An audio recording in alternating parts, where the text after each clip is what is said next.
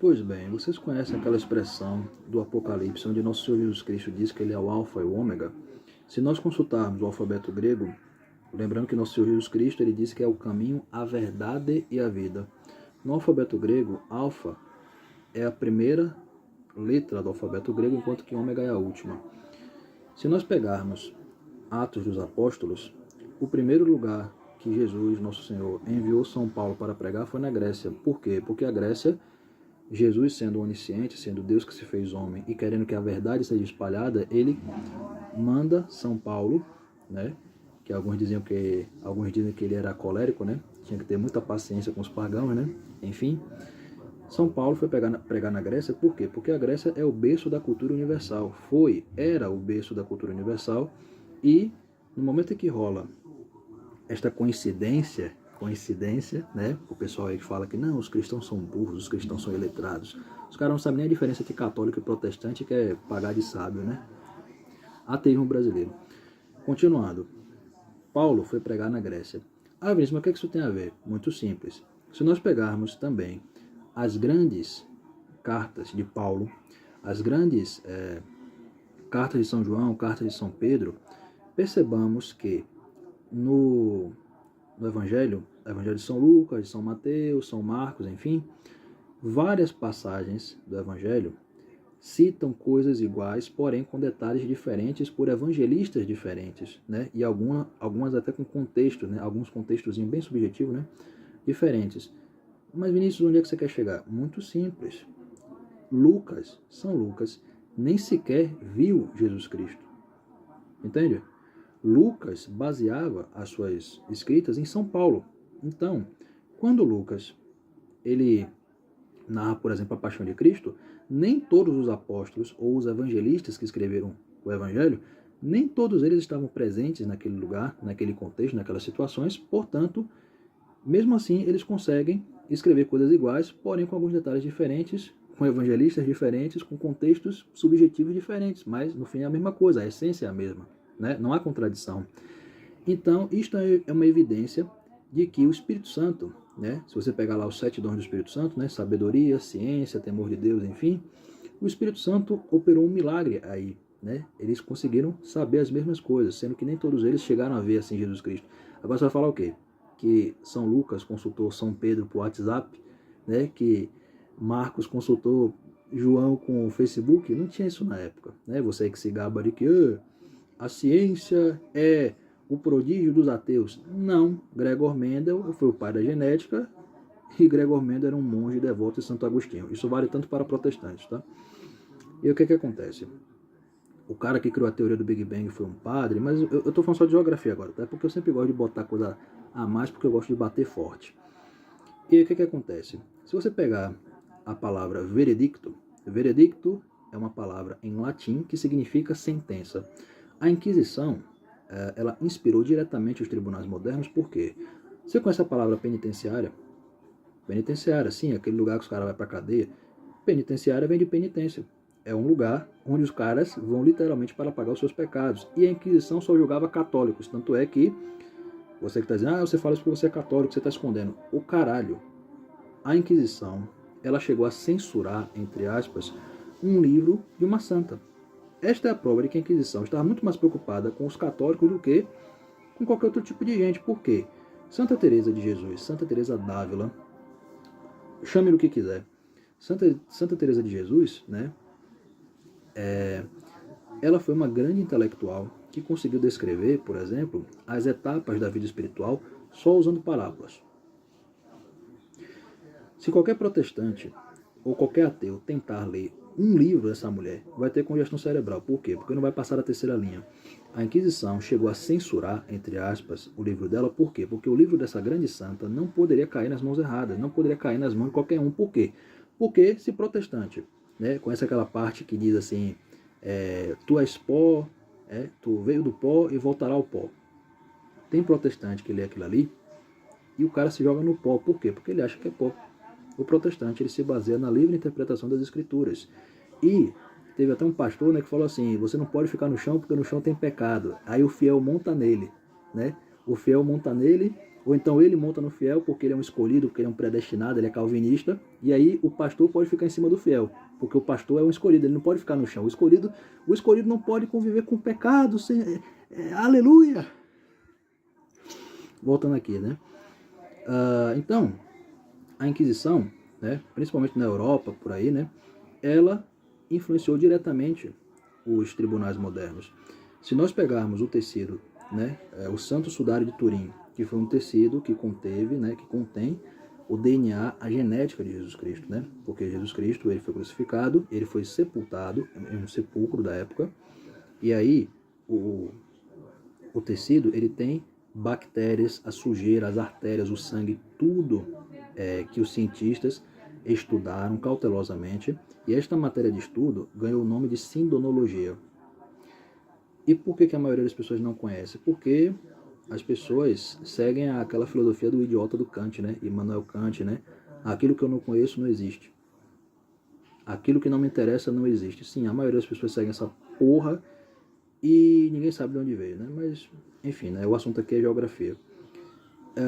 No momento em que Jesus Cristo ele é sepultado, e no momento em que eles pegam esse pano, né? Esse tecido, que é altamente estudado, eles viram as artérias, eles viram como que a coroação de espinhos foi feita, né? Os detalhes, os furos, né? Tudo altamente estudado, pesquisado. E esse pano chegou a ter uma versão hiperrealista, né? Bota aí agora no Google, não precisa nem esperar o vídeo acabar. Santo Sudário de Turim, versão hiperrealista. Você que é ateu, bota aí agora, tá? Outro argumento que mostra, que comprova a existência de Deus, né? Só usando geografia. Nós podemos ver que quando Jesus Cristo ele é preso, né? Pôncio Pilatos ele dialoga com Jesus Cristo em latim, ou em latim não, na língua que Jesus falava, aramaico. E aí Jesus responde em latim. Por que Jesus responde em latim? Porque o Império Romano que estava crucificando Jesus é o império que Jesus está construindo para construir a sua igreja, né? Quando ele constrói a sua igreja sob Pedro, Mateus 16, 18, e na Bíblia protestante, no Sermão da Montanha, diz que aquele que se alinhar na rocha não cairá nas chuvas, nas tormentas, nas tempestades. Por quê? Porque a casa, a nossa alma, está alinhada sobre a rocha.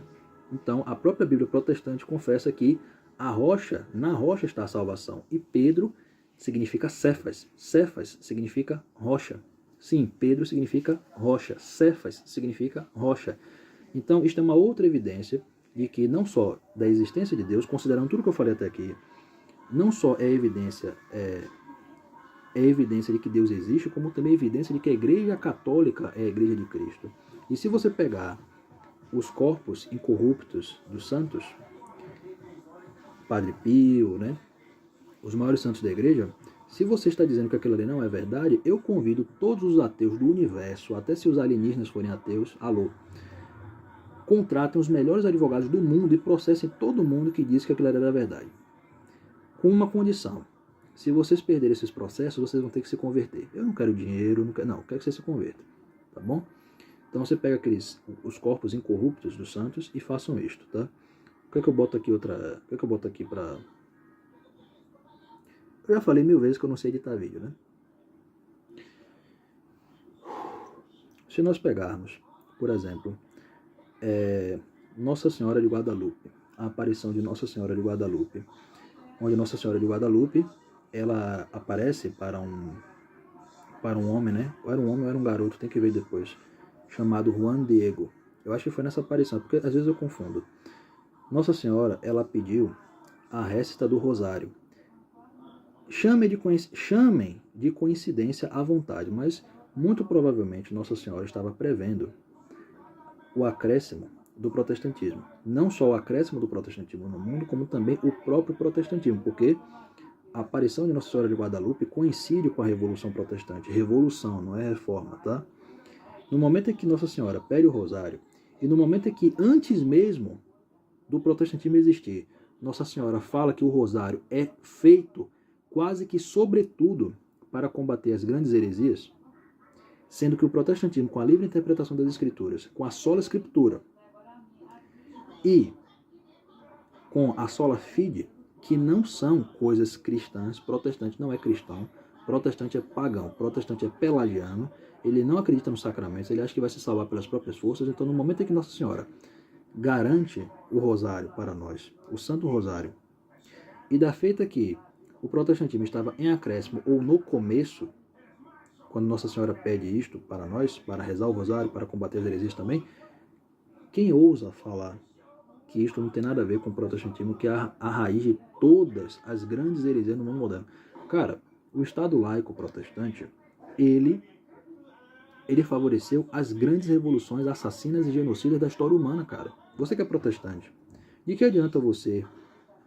Desculpa. De que adianta você, que é protestante, que é uma menina, que é uma mulher protestante, fala que é contra o feminismo, se você é protestante? O protestantismo, ele aboliu o culto, a veneração, a admiração extrema à Nossa Senhora.